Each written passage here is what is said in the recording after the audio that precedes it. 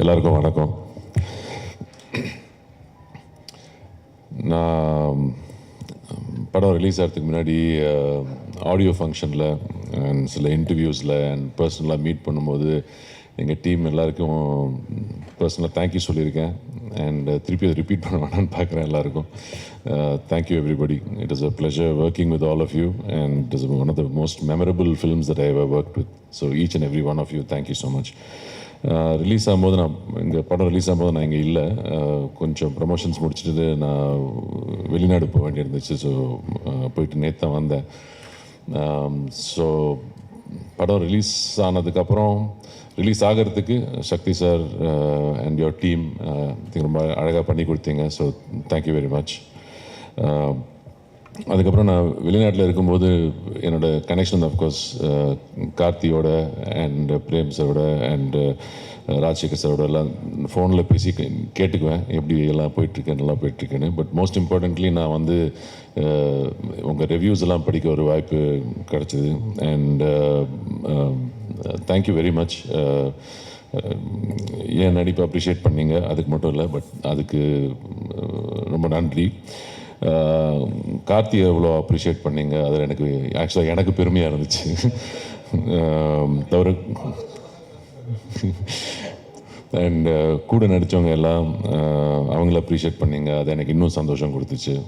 And எங்கள் team, technical team, director sir, DOP அவங்க team and ஃபில்மே நீங்கள் அப்ரிஷியேட் பண்ணும்போது that gives me the greatest happiness. நாங்கள் என்ன பண்ண, நானும் சரி கார்த்தியும் சரி, நாங்கள்லாம் ஒரு எஃபர்ட் எடுத்து எங்களுக்கு தெரிஞ்சதை பண்ணுவோம். அண்ட் பட் மோஸ்ட் இம்பார்ட்டன்ட்லி நோக்கம் என்னென்னா, படம் வந்து அவர் டிரெக்டர் எதிர்பார்த்த மாதிரி நாங்கள் படித்து புரிஞ்சுக்கிட்ட மாதிரி அது வெளியே வரணும். நாங்கள் ஏதாவது நடிக்கிறோன்னு எக்ஸ்ட்ரா பண்ணி அதை கெடுத்துடக்கூடாது. இந்த ஒரு நோக்கத்தில் தான் நாங்கள் அப்ரோச் பண்ணோம் இந்த கேரக்டர்ஸ் எல்லாமே. அண்ட் ஒருத்தர் நாங்கள் ஒரு கார்த்தி சொல்கிறாரு, ஐ மீன் எனக்கு ஆனஸ்ட்டாக சொல்லணுன்னா எனக்கு யாராவது காம்ப்ளிமெண்ட் பண்ணால் எனக்கு எப்படி எடுத்துக்கணும்னு தெரியாது. ஸோ தேங்க்யூ ஃபார் நீங்களும் இன்ட்ரடியூஸ் பண்ணி விட்டீங்க. தேங்க்யூ. ஆனஸ்ட்டாக சொல்லணுன்னா நாங்கள் ஒர்க் பண்ணும்போது நாங்கள் ஒரு ஐடியா வச்சுருப்போம். இந்த கேரக்டர் வந்து கார்த்தி சொன்ன மாதிரி ஒரு கிராஃப், ஒரு ஊருக்கு வராரு, வந்துட்டு இது மாதிரி ஒரு கிராஃப் இருக்குது இந்த கேரக்டருக்குன்ற மாதிரி மனசில் வச்சுட்டு தான் போவேன். பட் ஆனால் நம்ம கூட இருக்கிற நடிகர்கள் வந்து நடிக்கும்போது அது ஒருத்தரை நம்ம வந்து அப்சர்வ் பண்ணி அதை வந்து இந்த சீனுக்கு வந்து என்ன தேவைப்படும், இதை நம்ம கம்மி பண்ணிக்கணும், இல்லை இதை நம்ம காம்ப்ளிமெண்ட் பண்ணணும், அது மாதிரி ஒரு டீம் ஒர்க்காக தான் ஒர்க் பண்ணுறேன். நான் வந்து எப்போவுமே யார்டையும் கம்பீட் பண்ணுறதுக்காக நான் ஒர்க் பண்ணல. உங்களுக்கே தெரியும், நான் அவ்வளோ படம்லாம் பண்ணுறதில்ல, நான் காம்படிஷன்லேயே இல்லை, ரேஸ்லேயே இல்லை. நான் வந்து ஒர்க் என்ஜாய் பண்ணுறதுக்காக நான் பண்ணுறேன். அண்ட் இது மாதிரி ஒரு என்வாயரன்மெண்ட்டில் வந்து ஒர்க் பண்ணுறது வந்து நிஜமாகவே என் லைஃப்பில் ஒரு வெரி மெமரபிள் எக்ஸ்பீரியன்ஸ். இந்த மாதிரி ஒரு ஃபில்மில் வந்து இந்த ஷூட்டிங் எக்ஸ்பீரியன்ஸே ரொம்ப என்ஜாய் பண்ணி பண்ணோம். அது தவிர இந்த ஆடியன்ஸ் வந்து இதை கொண்டாடும் போது இன்னும் ரொம்ப சந்தோஷமாக இருக்குது. அண்டு அவங்க எல்லாத்துக்கும் நீங்கள் வந்து இதை வந்து ஒரு அழகான ஒரு ரிவ்யூ கொடுத்து எடுத்துகிட்டு போய் நிறைய டீட்டெயில்டாக எழுதியிருந்தீங்க நிறைய பேர். ஸோ அந்த அட்டென்ஷன் டு டீட்டெயிலுக்காக ஒரு பெரிய தேங்க்யூ. அண்டு இது வந்து ஒரு தேங்க்யூ மீட் தான். So thank you everybody. Thanks a lot. முதல்ல பத்திரிகை, தொலைக்காட்சி, ஊடக நண்பர்கள் எல்லாருக்கும் இந்த படத்தை புரிஞ்சுக்கிட்டு இந்த படத்தை பற்றி அத்தனை வரிகள், அத்தனை பாராட்டு வரிகள் எழுதி இந்த படத்தை கொண்டாடினவங்க எல்லாருக்கும் முதல்ல நன்றி. அதே சமயத்தில் உலகத்தில் எங்கேருந்தோ சின்ன சின்ன ஒரு மூலைகள் இருந்து இந்த படத்தை பற்றி, இந்த படத்தை ரசித்து இந்த படம் என்ன தாக்கத்தை அவங்க மேலே ஏற்படுத்தியிருக்குன்னு தொடர்ந்து ஒரு மீம்ஸாகவும் பதிவுகளாகவும் ரீல்ஸாகவும் போட்டுகிட்டே இருக்கிற தமிழ் சினிமாவின் ரசிகர்கள் உங்கள் எல்லாருக்கும் இந்த தருணத்தில் நான் நன்றி சொல்லிக்கிறேன். தனித்தனியாக நன்றி சொல்ல முடியல. நான் அவ்வளோ பேர் இந்த படத்தை பாராட்டியிருக்கீங்க, புரிஞ்சுக்கிட்டு இருந்திருக்கீங்கிறதுக்கு ரொம்ப நன்றி. இந்த படம் ஒத்துக்கிறதுக்கு மிகப்பெரிய ரீசன் என்னென்னா, இதுக்கு முன்னாடி தமிழ் சினிமாவில் அருமையான படங்களை நமக்கு கொடுத்த முக்கியமான இயக்குநர்களும் நடிகர்களுக்கும் நான் நன்றி சொல்லி ஆகணும். Balachander sir, K Viswanath sir, Balu Mahendra sir, Mahendran sir, Kamal sir, அவங்களாம் நம்ம சின்ன வயசில் அவங்க வந்து வெறும் உறவுகளை வச்சு கதைகள் பண்ணி அதை ரசிக்க வச்சு அதை நீங்கள் தூங்க விடாமல் பண்ணியிருக்காங்க. அந்த மாதிரி படங்கள் நமக்கு கிடைக்காதான்னு ஏங்குறப்போ அப்படி ஒருத்தர் கதை எழுதியிருக்காரு. அந்த கதையை எப்படி மிஸ் பண்ணுறது? எனக்கு மெட்ராஸ் வெற்றி விழாவில் வந்து பத்திரிகையில் இருக்கிற எல்லாரும் நான் சந்திச்சப்போ ஞாபகம் இருக்குது. நல்ல படங்களாக தேர்ந்தெடுத்து பண்ணுங்கள், நீங்கள் பருத்தி வீரனில் ஸ்டார்ட் பண்ணியிருக்கீங்க, நீங்கள் பொழுதுபோக்கு படம் பண்ணுங்கள், ஆனால் நல்ல படங்கள் தேர்ந்து பண்ணீங்கன்னு எனக்கு சொல்லியிருந்தீங்க. நான் மறக்கவே மாட்டேன். அதுலேருந்து நான் என்னுடைய பாதையும் நான் தேர்ந்தெடுத்த படங்களும் உங்களுக்கு தெரியும். இந்த படம் வரும்போதும் இந்த படம் பண்ண வேண்டிய படம் இது வந்து இந்த படம் எவ்வளோ ஒரு உரையாடல்களை உருவாக்கியிருக்கு, எத்தனை பேர் ரிஃப்ளெக்ட் பண்ண வச்சுருக்கு. ஒரு கலைப்படைப்புக்கும் நல்ல கலைப்படைப்புக்கும் முதல் விஷயமே இந்த உரையாடலை ஏற்படுத்துறது, ஒரு விவாதத்தை ஏற்படுத்துறது தான். அப்படி அவ்வளோ விஷயங்களை வந்து இந்த படம் பேச வச்சுருக்குங்கிறதுக்கு இந்த படத்துடைய வெற்றிக்கூட மிகப்பெரிய முக்கியமான ரீசன். அப்படி சினிமாங்கிறது பொழுதுபோக்கு மட்டும் இல்லை, எல்லா கலை அம்சத்தையும் சேர்ந்த ஒரு கலைப்படைப்புன்னு காமிச்சிக்கிறதுக்கு எப்போ தான் நல்ல படங்கள் அமையும். அப்படி ஒரு படமாக தான் நான் பார்க்குறேன். அதே சமயத்தில் இன்றைக்கி ஒரு 30லேருந்து அபவ் இருக்கிறவங்க, வாழ்க்கையில் கொஞ்சமாவது கஷ்டத்தை பார்த்தவங்க, அவங்க எல்லாருக்கும் இந்த படம் நிச்சயம் புரியும்னு நம்பினேன். அண்டு இன்றைக்கி இருக்கிற ஒரு மன ஓட்டம் இருக்கு இல்லையா, ஒரு செகண்ட் வேர்ல்டு வார்க்கு அப்புறமா ஒரு சமுதாயம் வளர்ந்துருக்கும், அவங்களோட எண்ண ஓட்டங்கள் வேறையாக இருந்திருக்கும். அதுக்கப்புறமா இருந்தவங்களோட எண்ண ஓட்டங்கள் இருக்குல்ல, நம்ம வந்து ஒரு தொழிலுக்காக வந்து சிட்டிக்கு வந்துட்டோம், அதுக்கப்புறம் பார்த்தா சொந்தங்களை விட்டு போயிடுறோம், நம்மளுடைய கலாச்சாரத்தை விட்டு போயிடுறோம், நம்மளுடைய சரித்திரத்தை மறந்துடுறோம் அப்படின்னு நிறையா விஷயங்கள் நம்ம மனசில் ரொம்ப ஆழமாக ஓடிக்கிட்டு இருக்கோம். அது எல்லாத்தையும் எடுத்து கண்ணு முன்னாடி நிற்க வச்ச மாதிரி இந்த கதை இருந்துச்சு. அப்போ இந்த கதையை பண்ணிடணும் அப்படின்னு தோணுச்சு.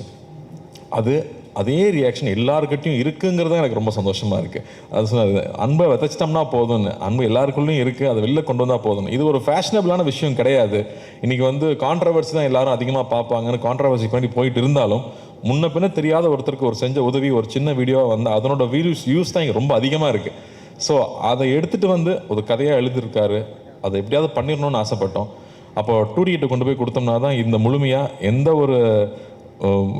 ஒரு டிஸ்டர்பன்ஸ் இல்லாமல் அழகாக வந்து சேரும்னு நம்பணும். அதுக்கேற்ற மாதிரி வந்து ராஜாக்கும் Karthiyanan team managers Senthil sir இவங்க எல்லாருக்கும் வந்து பெரிய நன்றி சொல்லணும். ஏன்னா அப்படி கவனிச்சிட்டாங்க. எல்லாமே நைட் ஷூட்டு கூடயே இருந்து எந்த ஒரு இடையூறும் இல்லாமல் அந்த ஷூட்டிங் கண்டினியூஸாக வந்து முடிஞ்சதுக்கு அந்த ப்ரொடக்ஷனுக்கு ஒரு பெரிய நன்றி சொல்லணும். அதுக்கப்புறம் வந்து ஒவ்வொரு டெக்னீஷியன்ஸும் 96ங்கிற ஒரு படத்தில் ஏற்கனவே எல்லாருமே ப்ரூவ் பண்ணிட்டாங்க, எல்லாரும் அவங்களோட ரசிகர்களாக இருக்கிறோம். ஆனால் திரும்ப அதே டீம் இன்னொரு படம் எடுக்கிறாங்கன்றப்போ அவங்க எல்லாரும் ஒரு குடும்பமாக உட்காந்து அதை ஓனர்ஷிப் எடுத்துக்கிட்டு ஒவ்வொரு டிபார்ட்மெண்ட்டாக சொல்லணும்னா எடிட்டிங் எடுத்துட்டோம்னா எங்கே எடிட் பண்ணியிருக்காங்கன்னே தெரியாத அளவுக்கு அவ்வளோ ஸ்மூத்தாக கொண்டு போகிறது வந்து அவ்வளோ ஈஸியாக இல்லை. அந்த உரையாடலுக்கும் கற்பனைகளாக இருக்கிற அந்த பழைய கால காட்சிகளுக்கும் ஜம்பே இல்லாமல் அவ்வளோ ஸ்மூத்தாக கொண்டு போனது கோவிந்த் வசந்தாவோட இசை. மாடை பார்க்கும்போது அது என்னமோ ஒரு தெய்வம் மாதிரி தெரியுது நம்ம கண்ணுக்கு. ஒரு சைக்கிள் பார்க்குறப்போ அது விலை மதிப்பில்லாத ஒரு பழைய சைக்கிளுக்கு வந்து அவ்வளோ ஒரு வேல்யூ இருக்குங்கிறது. என் கசின் சொல்கிறான், அந்த படம் பார்த்துட்டு ஒரே ஒரு நாள் அண்ணா கூப்பிட்டு நீ வந்துடுறா பார்த்துக்கலான்னு சொன்னார். நான் ரியலைஸ் பண்ணதே இல்லை அந்த மோமெண்ட்டை, எப்போ என் வாழ்க்கை மாறுச்சுன்னு நான் ரியலைஸ் பண்ணவே இல்லை. ஆனால் அந்த ஒரு ஃபோன் கால் என் வாழ்க்கையை மாற்றுச்சு. அப்படி நம்ம யாருக்குமே நம்மளை அறியாமல் பண்ண உதவி அவங்க லைஃபே மாற்ற முடியும்னு சொன்னால் அப்போ தெரிஞ்சு எவ்வளோ உதவி பண்ணலாம் அப்படின்னு அவனுக்கு அவ்வளோ மைண்டில் ஓடிட்டே இருந்துச்சுன்னு சொல்கிறான். அப்படி எல்லாருடைய மனசாட்சியாக எல்லாரையுமே வந்து இந்த படம் கேள்வி கேட்க வச்சுட்டு இருக்குன்னா அதுக்கு அந்த இசை கொடுக்குற வேல்யூ இருக்கு இல்லையா, அது அவ்வளோ முக்கியமாக நான் பார்த்தேன். கேமரா ஒர்க்காக வந்து மகி எப்போ வேலை செஞ்சாப்புலனே தெரில, தள்ளி தான் இருப்பாப்புல, கிட்டே வரமாட்டாங்க. ஒரு கிட்ட வந்து கேமரா வச்சு இது சினிமான்னு காமிக்கிற மாதிரி ஒரு காட்சி கூட இல்லை, எல்லா இடத்துலையும் தள்ளி இருப்பாங்க. ஏன் பிரதர் இந்த படத்தில் இந்த ட்ராலி ஷாட்டு இந்த ஜிம்மி ஜிப்பு இதெல்லாம் யூஸ் பண்ணவே மாட்டிங்களா அப்படின்னு கேட்டேன். எந்த இடத்துலையும் சினிமான்னு தெரிஞ்சிடக்கூடாதுங்கிறதுக்காக கேமரா தள்ளியே இருக்கும், எங்கள் கிட்டே வந்ததே இல்லை. ஒரு நாள் கூட நானும் சாரும் நடிக்கிறப்போ நாங்கள் வந்து நடிச்சிட்டு இருக்கோங்கிற உணர்வே இல்லை. நாங்கள் 2 பேர் பேசிகிட்டு இருக்கோம், ரொம்ப நெருக்கமானவங்ககிட்ட இருக்கிற தான் வந்து நம்மளோட எல்லா விஷயங்களும் பகிர்ந்துக்குவோம். அப்படி எல்லா விஷயம் பகிர்ந்துக்கிறதுக்கான ஒரு ஆப்பர்ச்சுனிட்டி வந்து அந்த கதையில் இருந்திருந்தாலும் அதுக்கான சூழலை வந்து அவ்வளோ ஏற்படுத்தி கொடுத்துருந்தாங்க. லைவ் சவுண்டாக இருக்கிறனால எல்லோரும் பின் ட்ராப் சைலன்ஸில் இருப்பாங்க. அதுக்கு வந்து அசிஸ்டன்ட் டைரக்டர்ஸ்க்கும் அசிஸ்டன்ட் கேமராமேனுக்கும் நன்றி சொல்லணும். அந்த செட்டை அப்படியே வந்து அந்த அமைதியை மெயின்டைன் பண்ணதுக்கு. இல்லாட்டி இந்த படம் பண்ணுறது அவ்வளோ ஈஸி இல்லை. இல்லாட்டி அந்த மாதிரி ஜோன் அவுட்டாக உள்ளே போய் நம்மளுடைய சரித்திரமும் நம்ம சமூகத்தில் நகர்ந்த நிகழ்ச்சிகளும், ஏன்னா நமக்கு வராத வரைக்கும் அது பிரச்சனை இல்லைன்னு தான் நம்ம வாழ்ந்துட்டு இருக்கோம். ஆனால் வந்து உன்னை சுற்றி இருக்கிற விஷயம் என்றைக்காவது நாள் உன்னை பாதிக்கும் அப்படிங்கிறது வந்து நமக்கு பின்னாடி தான் இருக்கும். ஆனால் ஒருத்தன் அதை எடுத்து நம்ம கண்ணு முன்னாடி பேசுகிறான் இல்லையா, அப்போ தான் அதனோட சீரியஸ்னஸ் நமக்கு புரியுது. அந்த மாதிரி விஷயங்களை பகிர்ந்துக்கிறது வந்து எனக்கே ஒரு படிப்படியாக இருந்துச்சுன்னு சொல்லலாம். அண்ணா அடிக்கடி சொல்லுவாங்க, லார்ஜ் ஹார்ட்டடாக உன்னால் எவ்வளோ பெருந்தன்மையாக இருக்க முடியுமோ அப்படின்னு அடிக்கடி சொல்லிகிட்டே இருப்பாங்க. அப்படி பெருந்தன்மையாக இருந்தால் தான் சில முடிவுகள் எடுக்க முடியும், சில தருணங்களில் முக்கியமான முடிவுகள் எடுக்க முடியும். அப்போ தான் எல்லார் மேலேயும் அன்பாக இருக்க முடியும், நம்ம மேலே கோவப்பட்டவங்க மேலேயும் நம்மளால் அன்பாக இருக்க முடியும். அந்த மாதிரியான சூழல் இந்த படம் திருப்பி எனக்கு ஏற்படுத்தி கொடுத்துட்டு சொல்லலாம். ராஜா சொன்ன மாதிரி நம்ம ஊரில் சொந்தக்காரங்க இருப்பாங்க, சம்மரானா ஊருக்கு நான் போயிடுவேன், அவங்க தகுதிக்கு மீறி நம்மளை கவனிப்பாங்க. அது நம்ம மெட்ராஸ்லேருந்து வர பசங்க, அதனால் இவங்க நல்ல பிஸ்கட் தான் சாப்பிடுவாங்க, ஒரு நல்ல வாழைப்பழம் வாங்கி வைக்கணும்னு அவங்க தகுதிக்கு மீறி கவனிச்சுப்பாங்க. ஆனால் சாப்பிடாம கூட வருவோம், கையில் தொட்டு கூட பார்க்க மாட்டோம். ஆனால் நான் அவங்க சாப்பிட்றமான்னு பார்த்துட்டே இருப்பாங்க. எனக்கு அதெல்லாம் அப்போ நான் நினச்சி பார்க்கவே இல்லை, இப்போ நான் நினச்சி பார்க்குறேன். நம்ம மேலே எந்த எதிர்பார்ப்பும் இல்லாமல் நம்ம மேலே அன்பு காட்டினவங்கள நம்ம வந்து அங்கீகரிக்கிறோமா, அதை திருப்பி கொடுக்குறோமா அப்படின்னு திரும்ப திரும்ப யோசிச்சு பார்க்குறேன். அப்போ அது திரும்ப ஞாபகப்படுத்துது. திரும்ப ஊருக்கு போனால் அவங்க வீட்டுக்கு போய் உட்காந்து ஒரு வாய் சாப்பிட்டு வரணும்னு தோணுது. ஸோ அந்த மாதிரி உணர்வுகள் எல்லாம் வந்து நம்ம இழந்துட்டோமா இல்லை மறந்துட்டோமா, இந்த படம் திரும்பி அதை ஏற்படுத்துது. அப்படி வந்து ஒவ்வொருத்தருக்குள்ளேயும் இருக்க நிறையா நினைவுகளை வெளியில் கொண்டு வருது. அவங்க எழுதி தள்ளுறாங்க, பேஜாக எழுதி தள்ளுறாங்க. ஸோ அது ரொம்ப சந்தோஷமாக இருக்குது, இந்த படத்தை புரிஞ்சுக்கிட்டாங்க அப்படின்னு. சரி, நம்ம மாநிலத்தில் மட்டும்தான் ஓடுதான்னு பார்த்தா ஆந்திராலையும் நல்ல அதே ரெஸ்பான்ஸ் இருக்குது, கேரளாவில் போனாலும் அதே மாதிரி இருக்குது. வெளிநாட்டில் இருக்கிறவங்க இன்னும் பயங்கரமாக கொண்டாடுறாங்க. ஏன்னா அவங்க ரொம்ப தூரத்தில் இருக்காங்கன்றப்போ அவங்களுக்கு அந்த வேல்யூ ஜாஸ்தி தெரியுது. ஸோ இதுக்காக இந்த படம் எடுத்தோம். என்ன சொல்ல முயற்சி பண்ணுமோ அது போய் சேர்ந்துருக்கு. எல்லாரும் ராஜா சொன்ன மாதிரி இந்த படம் கொடுத்ததுக்கு நன்றின்னு சொல்கிறாங்க. அதை விட வேறு என்ன சந்தோஷம் வேணும்? அந்த சந்தோஷத்தை ஏற்படுத்தி கொடுத்தது நீங்கள், அது கொடுத்த அங்கீகாரம் தான். நீங்கள் அந்த படத்தை பாராட்டினதும் அந்த படம் நல்லா இருக்குன்னு சொன்னது தான் அதை முழுமை அடைக்குது.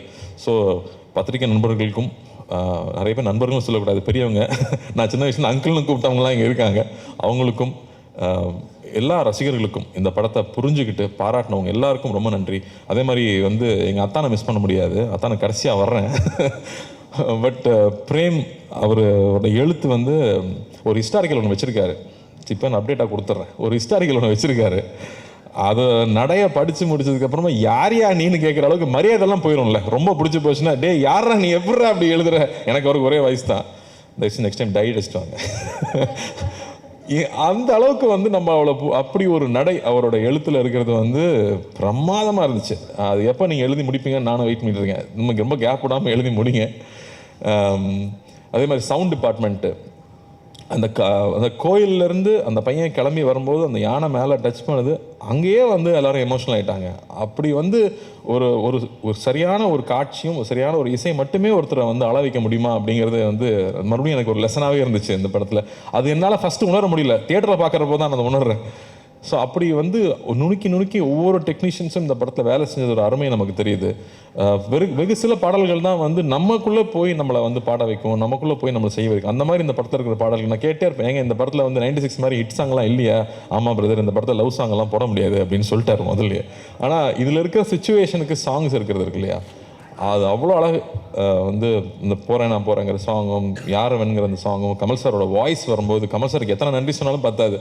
அவருக்கு வந்து இந்த படத்தில் அண்ணாக்காக தான் நிச்சயம் பாடி கொடுத்துருக்காரு. ஆனால் அண்ணாக்காக வந்து அவர் முடிக்கும் போதும் பாடும்போதும் நாங்கள் இருந்த அந்த உணர்வு இருக்கு இல்லையா, அவ்வளோ பேருக்கு வந்து அது எல்லாரும் சொல்கிறாங்களே, அந்த யாரோ வந்து என்னை ரொம்ப நெருங்கினவனை கட்டி பிடிச்சிக்கிட்ட மாதிரி இருக்குது இந்த படம் பார்த்ததுக்கப்புறமா.